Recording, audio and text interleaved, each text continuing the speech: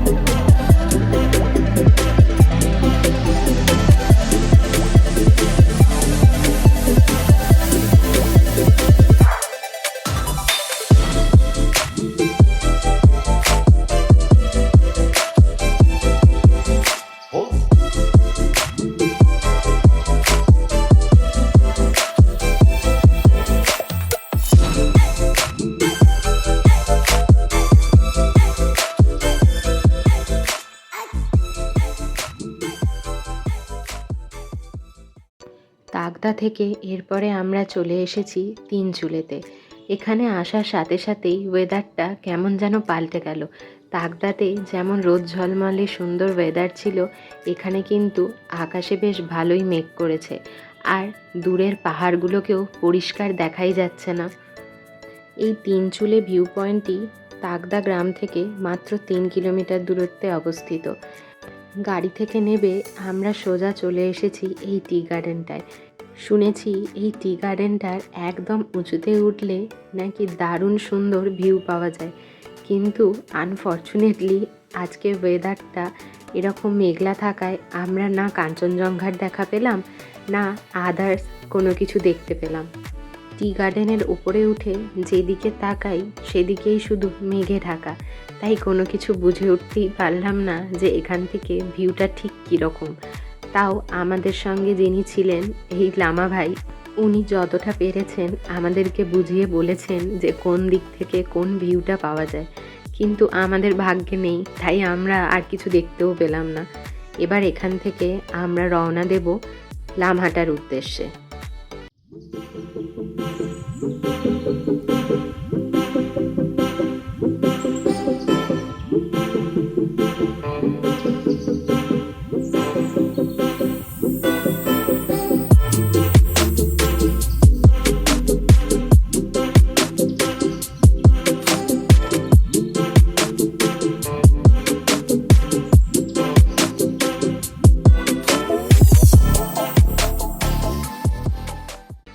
তিনচুলে ঘুরে এবার আমরা চলে এসেছি লামহাটা ইকো পার্কে। এখানে এসেই প্রথমে টিকিট কেটে নিয়েছিলাম। টিকিটের মূল্য পার হেড 15 টাকা করে। টিকিট কেটে সোজা পার্কের ভেতরে চলে এসেছি। আর এই লামহাটা ইকো পার্কের মেন সৌন্দর্য হলো এই বড় বড় পাইন ট্রিগুলো। এখানে কিন্তু পাইন গাছের সাথে সাথে প্রচুর সুন্দর সুন্দর পাতাবাহার গাছও আছে, আর রকমারি ফুলও ফুটে আছে। যতক্ষণ তাগদায় ছিলাম ততক্ষণ ওয়েদারটা বেশ ভালো ছিল। তাগদা থেকে বেরিয়ে আসার পরেই যেহেতু আজকে ওয়েদারটা বেশ মেঘলা হয়ে গিয়েছে, তাই তিনচুলে থেকেও আমরা কাঞ্চনজঙ্ঘার ভিউ পাইনি, আর লামহাটা থেকেও আমরা কোনোই ভিউ পেলাম না। চারিদিকে তাকাতেই শুধু মেঘেরই দেখা পেলাম। কাঞ্চনজঙ্ঘার ভিউ না পাওয়ার দুঃখটা যেমন রয়ে গেল, ঠিক তেমনই কিন্তু এই পাইন জঙ্গলের মধ্য দিয়ে ওপর দিকে হেঁটে যাওয়ার কিন্তু একটা আলাদাই অনুভূতি, সেটাও কিন্তু বেশ এনজয় করলাম। এই যে রাস্তাটা দেখতে পাচ্ছেন, এই রাস্তাটা ধরেই এবার আমরা যাচ্ছি লামহাটা ইকো পার্কের একদম ওপরে। প্রায় 750 মিটারের ডিস্টেন্স। শুনলে হয়তো মনে হচ্ছে যে 750 মিটার এক্ষুনি পৌঁছে যাব, কিন্তু রাস্তাটা এতটাই চড়াই যে 500 মিটার ওঠার পরেই আর শরীরে এনার্জি থাকছে না। 750 মিটার উঁচুতে একটা লেক আছে, আমরা যাচ্ছি ওই লেকেই।